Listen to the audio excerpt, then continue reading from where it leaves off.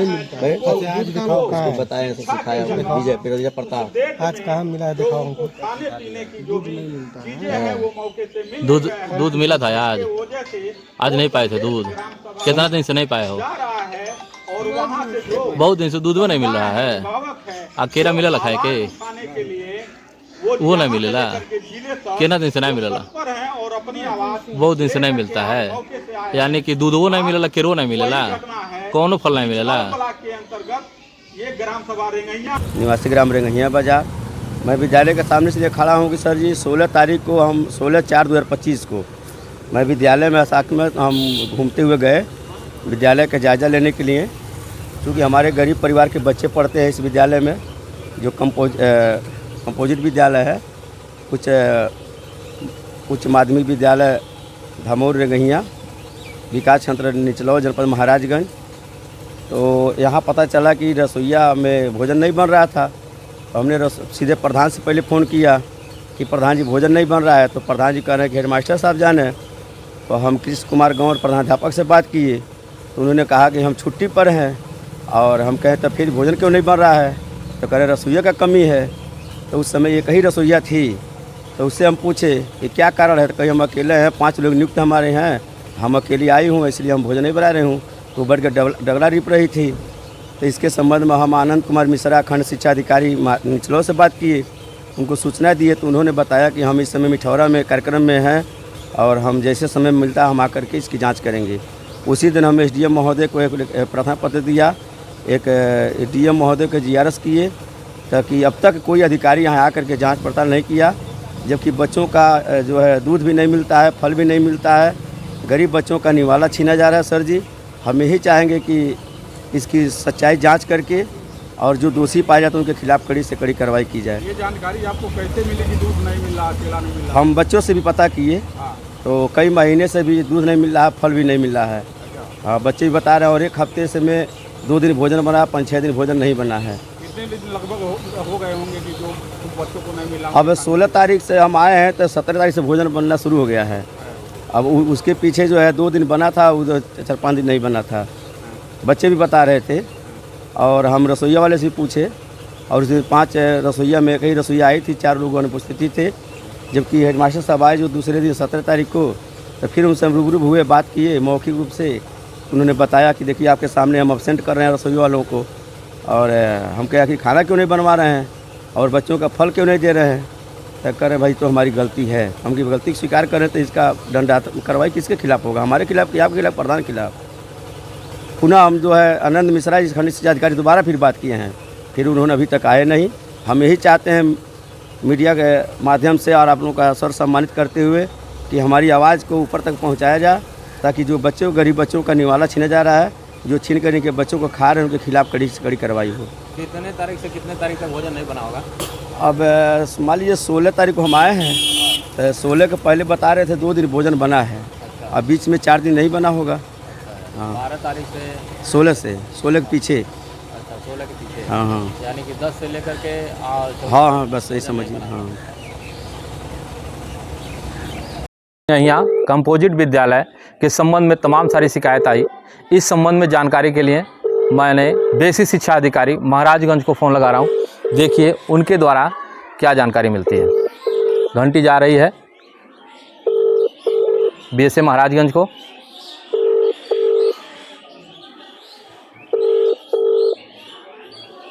आप जिस व्यक्ति को कॉल कर रहे हैं वह उत्तर नहीं दे रहा है। अभी फ़ोन नहीं उठ रहा है। कॉल बैक करता हूँ, मैडम को देखता हूँ।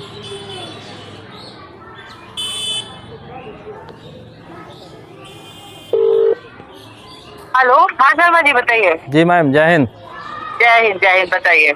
मैम आपके विद्यालय रेंगहिया में हम पहुँचे हैं। अच्छा। यहाँ पे तमाम ग्रामीणों और तमाम तरह की गतिविधियों से जानकारी हमको मिली है कि यहाँ पे बच्चों के मध्याह्न भोजन नहीं दिया जा रहा है, कुछ दिन जैसे नहीं बनाया गया है। अच्छा। और दूसरी नहीं बना है? नहीं बना है। और ये ब्लॉक निचलौल है। यहाँ के शिकायतकर्ता भी महोदय हमारे साथ ही खड़े हैं। कई बार इन्होंने IGRS पे और प्रार्थना पत्र। शिकायतकर्ता वहाँ के ग्राम निवासी हैं? जी मैम। अच्छा, उनके बच्चे पढ़ रहे हैं वहाँ की नहीं? जी यहाँ पढ़ते हैं, साथ में है हमारे। अच्छा लाइए बात कराइए। जी मैम बात करें आप। नमस्ते सर जी। नमस्कार नमस्कार। आप ये बताइए बच्चे पढ़ रहे हैं? जी जी जी 7th क्लास में हमारा बच्चा पढ़ता है और हमें ये चीज़ बताई है। जी अच्छा अच्छा ठीक है, तो एक काम करिए, क्योंकि आप वहीं पर आपका बच्चा भी पढ़ रहा है, आप लिखित में हमको एक रिपोर्ट दे दीजिए। हम लिखित सर जी GRS किए हैं DM साहब को। अच्छा और हाँ 16 तारीख सुनिए 16 तारीख के जब मैं विद्यालय आया तो सर्वप्रथम हम पूछे बच्चों का भोजन क्यों नहीं बन रहा है, तो इसकी सूचना हम प्रधान से पहले पूछे तो प्रधान जी कह रहे हेडमास्टर साहब जानते हैं। तो हम जो है कृष्ण कुमार गौड़ से हम बात किए, उसके बाद प्रधानाध्यापक हैं तो इन्होंने बताया कि मैं मेडिकल पर छुट्टी पर चल रहा हूँ। तो हम कहे सर भोजन नहीं बन रहा है, दिन से नहीं मिला होगा ये बताइए। और लगभग 1 हफ्ते से भोजन नहीं बन रहा था। पता चला बच्चों से हम पता किए, अपने बच्चे से हम क्लियर पूछे तो 1 हफ्ते, और दूध और जो फल मिलता है बच्चों के लिए वो कई महीनों से नहीं मिल रहा है। तो आप एक काम ये करिए कि मुझे तुरंत अभी स्कूल का वो नाम लिख के इसके WhatsApp नंबर पे डालिए, हम अभी कार्रवाई करवाते हैं। भेजिए हमें। ठीक है मैडम, ठीक। स्कूल का नाम लिख के भेजिए, ठीक है? ठीक है ठीक है ठीक। ठीक मैम धन्यवाद। अभी आपने बेसिक शिक्षा अधिकारी महाराजगंज को सुना। इस विद्यालय के प्रकरण को लेकर के शिकायतकर्ता बहुत ही क्षुब्ध हो गया। क्षुब्ध होने के बाद मीडिया जगत के लोगों से मुलाकात की और उन्होंने इस विद्यालय के सारे प्रकरण को प्रसारण हेतु बुलाया हम लोगों को। विद्यालय पे आने के बाद ये पता चला कि यहाँ पे करीबन 10 तारीख से लेकर के 16 तारीख के पहले तक जो है खाना नहीं बन पा रहा है। जब ये शिकायतकर्ता महोदय हैं इन्होंने अपनी बात यहाँ के प्रधानाध्यापक से कही तो प्रधानाध्यापक के द्वारा इनका शोर सिफारिश किया जा रहा था कि महोदय गलती मुझसे हो गई है और बच्चों को फल और दूध उपलब्ध नहीं कराया जा पा रहा है, किसी कारणवश भोजन भी नहीं बनवाया जा रहा है। विद्यालय परिसर में आ करके देखने के बाद मैं कैमरामैन से चाहूँगा कि इसकी धरातली स्तर आप सभी लोगों को दिखा दें कि इस विद्यालय में शिक्षा पठन पाठन का कार्य करते हुए बच्चे के ऊपर क्या प्रभाव पड़ेगा। ना ही उनके पेयजल की समुचित व्यवस्था है और ना ही भोजन बनाने वाली जगह की इतनी साफ सफाई है और ना ही विद्यालय परिसर साफ सफाई है। यहाँ पे कचरे में डूबा हुआ यह विद्यालय परिसर बच्चों के ऊपर क्या प्रभाव डालता होगा। जब बात बच्चों के पढ़ने की आती है तो लोग कहते हैं यही कारण है कि हमारा बच्चा प्राइवेट विद्यालय में जाएगा। सरकारी विद्यालय में वही लोग अपने बच्चे लेकर के आते हैं जिनके पास उतनी व्यवस्था नहीं होती है कि प्राइवेट विद्यालयों में वो अपने बच्चों का दाखिला दिला पाएँ। सबसे बड़ा सोचने का विषय ये है कि यहाँ पे जो नियुक्त अध्यापक हैं वो अध्यापक पढ़ते तो प्राइवेट विद्यालय से हैं, डिग्री प्राइवेट विद्यालय से लेते हैं और नौकरी सरकारी विद्यालय में करना चाहते हैं। कारण क्या है?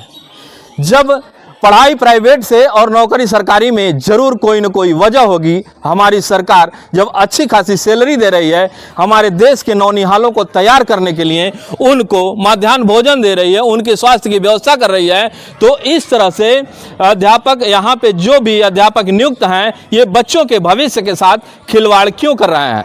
क्या वजह होती होगी कि क्या इनके ही सैलरी से पेट नहीं भर पाता है, तभी तो बच्चों के मध्याह्न भोजन को स्वयं खा जाते हैं और उनके दूध और फल की व्यवस्था वो बच्चों को न करके अपने घर के लोगों को खिलाते होंगे। आखिर ये व्यवस्था जाती कहाँ है? सोचने का विषय है, संदिग्ध विषय है कि कहीं न कहीं सरकारी विद्यालयों में इस तरह से उदासीनता बढ़ती जा रही है, जिसके वजह से सरकारी विद्यालयों में लोग अपने बच्चे का दाखिला दिलाने के लिए कतरा रहे हैं कि एन केन प्रकरण किसी तरह से लोग मजदूरी भी करें तो उनके भी दिल में एक पला हुआ है कि मेरे बच्चे का भविष्य बनाना है तो प्राइवेट विद्यालय में जाना है। प्राइवेट विद्यालय की स्थिति ये रही है कि वहां भी लोगों को राहत नहीं मिल पा रहा है। अच्छी शिक्षा के लिए अभिभावक दर बदर भटक रहा है, लेकिन इतने ट्रेंड टीचर होने के बाद भी सरकारी विद्यालय की हालत ये है। कैमरामैन इस पूरे परिसर को दिखा दें कि ये पूरे परिसर किस तरह से गंदगी में संलिप्त है और यहाँ से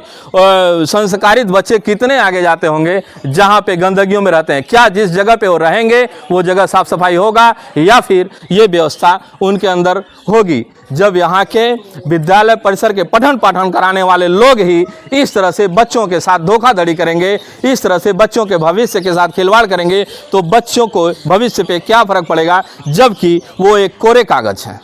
यहाँ पे देखिए ये शिकायतकर्ता हैं और यहाँ से शिकायतकर्ता महोदय काफ़ी क्षुब्ध हैं और इनकी सुनवाई जब नहीं हुई तो आज ऑनलाइन बीएसए महोदया से इन्होंने अपनी बात कही। बीएसए महोदया ने इनके फ़ोन पे पूरा संतुष्ट किया कि महोदय तत्काल आप एक हमको लेटर दीजिए, मैं कार्रवाई करवाती हूँ और वहाँ का व्यवस्था सुदृढ़ करवाता हूँ।